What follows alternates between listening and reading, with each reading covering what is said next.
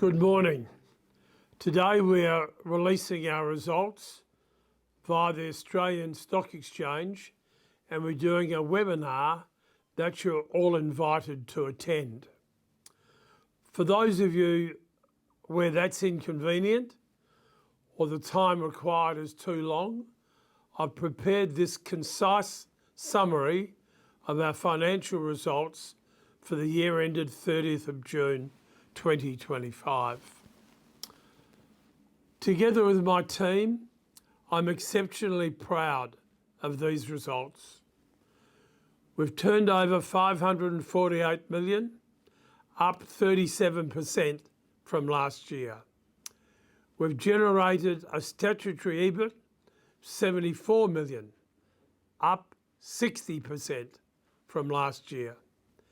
Our EBIT margin is 13.6%, double many of our peers, up 200 basis points from last year. Our net profit after tax, 53 million, up 74% from last year. We generated earnings per share of 23 cents per share, and we've declared a final dividend of 6 cents, up 50% from last year, making total dividends paid, including our special dividend of 12 cents, some 23 cents. What's really important about last year's results, not only are they strong, but they're consistent over the last few years. Since FY25, we have grown compound 33% per year at the EBIT level. We've grown 36% compound at the pro forma net profit after tax.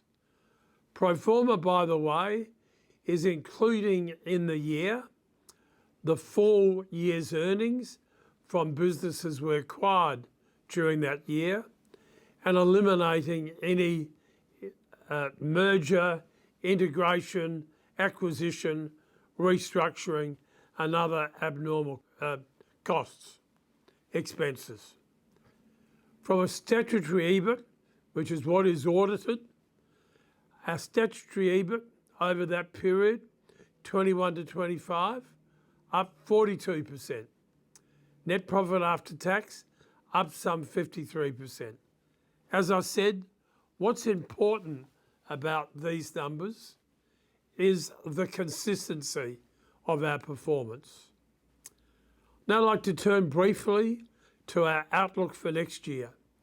We've provided strong market guidance.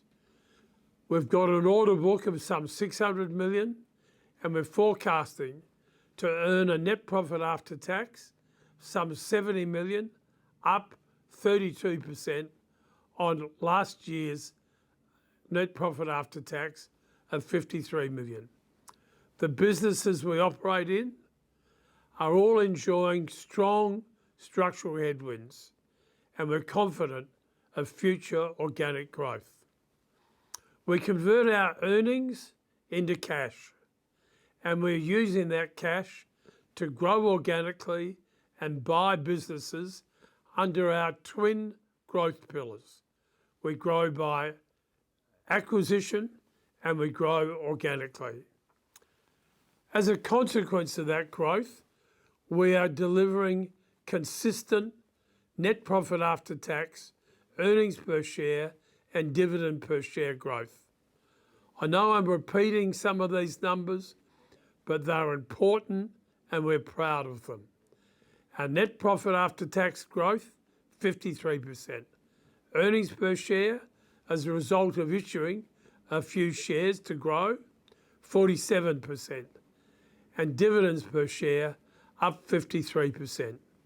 Importantly, our share value since April 2024, when we IPO'd, has grown 172%. There are an increased number of MSAs and facility management agreements, up from 41 to now I think 74 or 75. We've got a proven growth record. We're able to extract value from the businesses we buy, and we're able to cross-sell services. We're well positioned to fund that growth and to make further acquisitions. Let me close on what we've achieved to date. When we IPO'd, we shared with our shareholders an intention to put in place a long-term incentive plan. We now will aspire and work towards achieving the Executive Director's option package, tranche number 2 of 135 million a year earlier, i.e. FY27, and the option package for FY29 of 160 million a year earlier. Please note, these aspirations are just that. They're an aspiration. We're not yet providing guidance in respect of FY28 or FY29. I'd like to close by thanking you all for your support. When we declared our special dividend, which was in part in recognition of that exceptional support, we asked you to reinvest the dividends in Tasmea shares. Nearly all of you did that, and I thank you for your support, and I'm pleased to share with you that decision has delivered you considerable growth from some $2.85 a share to the current share price well in excess of $4. I hope you continue to be shareholders. I hope you convince your colleagues to join us. The journey is far from over, and we look forward to continuing to work with you. Thank you once again.